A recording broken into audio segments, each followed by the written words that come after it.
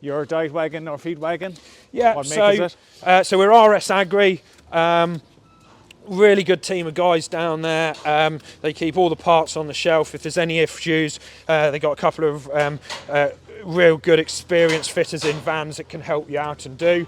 She's a 30 cube wagon, which means that we can do some pretty big loads, which works efficiently and effectively. So we're currently doing 2 loads a day for the milking herd. Generally we'll do one first thing in the morning and then we'll do another one in the afternoon. Keeps the food fresh in front of the cows as much as possible. And then we're 1 load a day to the heifers and the beef stock, and 1 load a day to the dry cows. Okay. It's linked up with the feed link system. So via the app, so everything's on the phone, from a stock management point of view, from a nutritional point of view. If we need to make any changes and ups and downs, all the individual pens of heifers have their own volumes. So if you've got whoever's feeding or whatever's going on, you have that ability. We can literally, if as the heifers grow and they're staying in the pen, we can just tweak it up to make sure that we're feeding them to appetite. It reduces waste, keeps things really efficient, and look, feed's not cheap, is it now? No. So to try to get as much accuracy as you can from that point of view. So It has rear wheel steering too, has it? yeah, so this she looks a bit low on the tyres at the minute, but it's just that she's got 14 tonne of milking cow food in. So rear steer. You could probably argue we don't need it in the size of yard we've got, but at the same time it tracks well, follows well.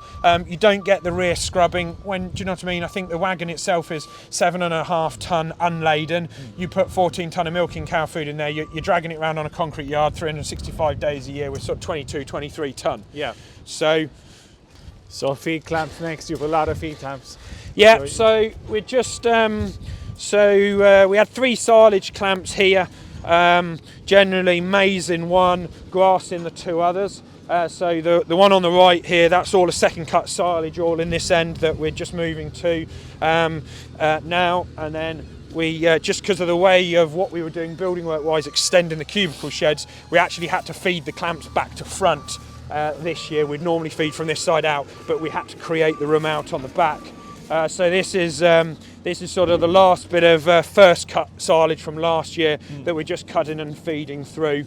And then behind us on the other side of the wall, we've got last year's maize silage. Yes. And we're just in the process of building another pair of silage clamps down the bottom here. So in that aspect. So a part of that is on the other end where we saw the separator.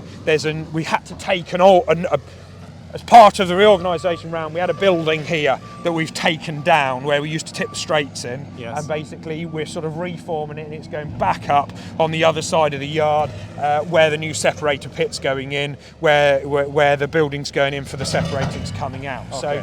So sometimes it's nice to go and see yards that are all finished and all done. We're sort of like 3/4 of the way through.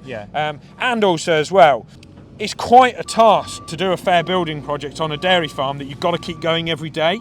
Do you know what I mean? Like this when it's working 365. Yeah, well, do you know what I mean? Yeah. It's quite a logistical challenge in its own right to get the organisational element of keeping milking, how you get cows to the parlour, which order you do things in, and without getting yourself stuck in. Yeah. Then you throw into the equation that we'd probably harvest in the region of about 8,000 tonnes of forage a year. Obviously, that starts in April, then May, then June, then maize in sort of October. You've got this logistical challenge of where do I put something that means if it's going to be there for the next 12 months, it's not going to get in the way. How do I clamp something on what we do? So we've ended up in a situation where we've sort of ended up with grass coming out here.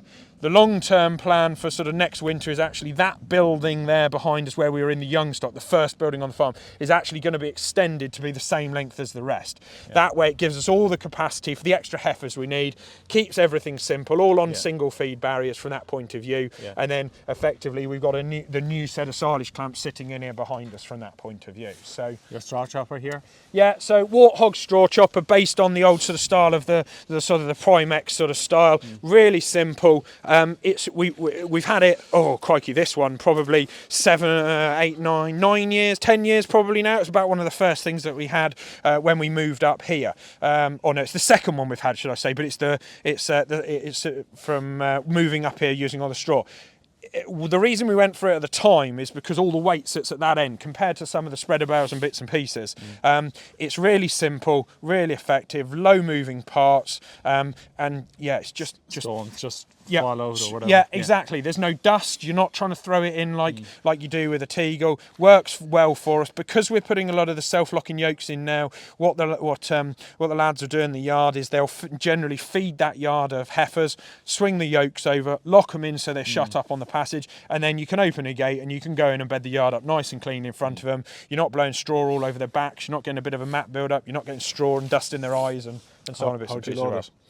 Really simple, to be honest. When it's on the loader, if you've got a bale sat on the yard in front of you, you literally just tip it in, just drive into it and scoop it up.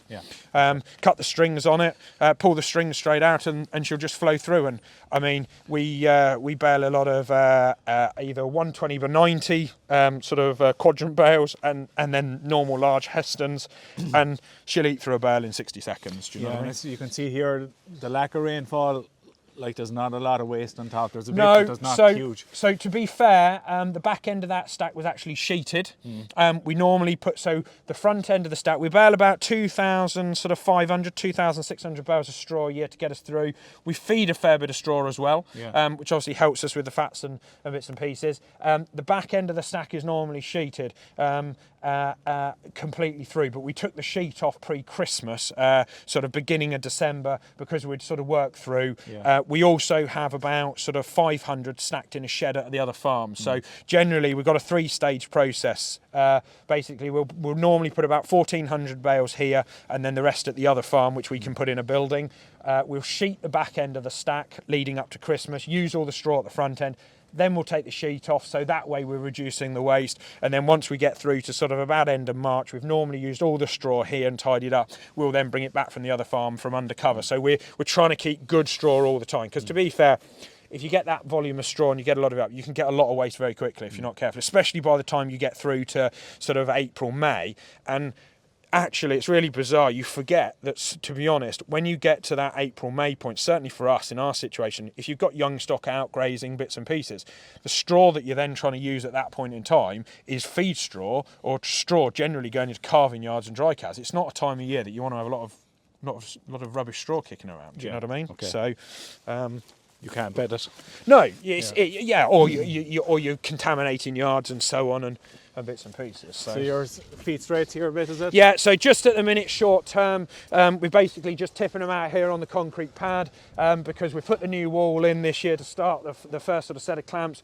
We've got about, they're sort of 1,600 tonne pits, 1,700 tonne pits. And there's about 1,100 tonne of maize stacked in there from that point of view. And we're going through a load of rape meal every 14 days and a load of the rolled wheat we just bring in on a trailer load from the other farm as we roll it and as we do it. Do you plan to roof that in time? Yeah, the plan is, to be honest, that we've put it all in and everything's been designed right the way across so that they're basically all gusseted, ready to be able to extend up to roof. The hope is really that possibly over the next few years, as opportunities allow, we might be able to get a bit of grant funding or help or do as different options come up depending on what they do. So it wasn't a priority a day to run away spending hundreds of thousands roof, but at some point in the future, whether it be legislation or requirement or just opportunity, if you can get the funding, then we'll look at it. They're serious pillars. Yeah, they are. So what we've actually done is they're actually going to go in a 100-foot wide building. So that's the steels columns to go 8 to 8.5 metres high with a 100-foot span building. And then we will split the building with a central wall as an independent wall. That way, down the line, because look, I'm in my late 30s. I've got 2 daughters. They're both mad keen on cows and racehorses, which has its positives and negatives. Do you know what I mean? But they're both mad keen. If they want to come back and farm, great. If at some point down the line they don't, well, all we've got is a middle wall bolted to the floor. We've got a 100-foot span building. They could become anything in the future. Whatever. Yeah, exactly. And again, geography plays. I think that in the UK, you've geography, population, sheds have options other than livestock. Yeah, exactly. 100% right. And sometimes sometimes, look, you can't plan for every eventuality. It's not possible. But at the same time, I also think sometimes you have to have one eye on the future as well as an option. So we've got 2 slurry lagoons on the farm. This one here, which everything comes round from the separator that we saw, all underground, out through a 600mm pipe and into here. Has been separated when it comes to here. Yeah, so this is all separated into here. That's why there's not really much of a crusting. It's fairly fluid, fairly straightforward. And then we can manage the capacity of this lagoon by what we take out and take to the other farm into the other lagoon. So from that point of view. Your IV tanker can drop into yeah, that here. so exactly that. Self-fill, straight in. Operator doesn't have to get out the seat. And then when you get to the other end, depending on whether he's got the applicator on or not, generally we'll lift the dribble bar off because it's on a quick hitch system, and he can basically reverse up to the lagoon, open the rear plate and just blow it straight in the lagoon. So literally backwards and forwards, he can sit on the tractor, doesn't matter what the weather's doing, hasn't got to get out the seat. So same story. So yeah, so we've got third cut silage that's clamped here. I can't deny the fact it looks an absolute bloody mess, but we were in a situation where with what we're doing building work wise, what we didn't want was that out in the yard, so we put it out here. It's actually on a hardcore pad rather than the concrete, and the reason that we put it here, so if there was any effluent, there wasn't anything, it's straight run off straight into the lagoon to contain it and do. So it's a bit of a one-off, that is, from that point of view. Okay. It's a busy yard. Busy, There's a lot going on here. Yeah, it is busy. There's sort of, where are we today? I suppose it's my point too. It's very much self-contained. Yeah. Managed internally, and you know. Yeah, it is, but it's simple. Yeah. You can manage a lot with a few good staff simply. Yeah. If you keep it simple, and that's part of the reorganisation of what we're doing. Do you know what I mean? Why move what looked like 2 perfectly good silage clamps ultra around and do? It's because if I didn't do that, we'd end up with another building on the other side of there, perhaps with 80, 90 heifers in it. Yeah. Then you've got to run them across a yard, got to do. Well, it doesn't. Too many people sometimes worry about a one-off capital cost compared to a running cost every single day. Yeah. And one of the things that we had was when we moved all the cows up here, we, for 2 years after that, in 2015-16, when obviously milk prices were pretty bad, it doesn't half make you pull the belt in and think about what you're doing. And that's been one of our biggest driving focuses to manage what we're doing, and variable cost has been probably one of those biggest driving factors of keeping things simple and effective. Yes. So back to the robots and back to the people. Say, obviously you need to be good at technology. You need the husbandry skills as well. Yes. Like, where are those skills within the business? Obviously you're bringing that, your wife. Yeah, so structure of the business. So myself and Joe, look, we've worked together for 15 years now, and she tends to take day-to-day control of the dairy herd. Yeah. She's from partially farming background herself. Sorry, I'll make a bit of noise. And so basically the 2 girls that we've got on running the cows and the young stock work alongside Jo. That's what she does, that's how she manages that, so we've got a direct element from that point of view. We've then got the 2 guys basically on the machinery side of things that work with me. I have a bit of an overview in and out of the cows. I've got a clear understanding of what's going on every day, but at the same time I've got a lot of trust in them. They know what they're doing. Yeah. They've got a good experience base to know what's happening and what they're doing from there.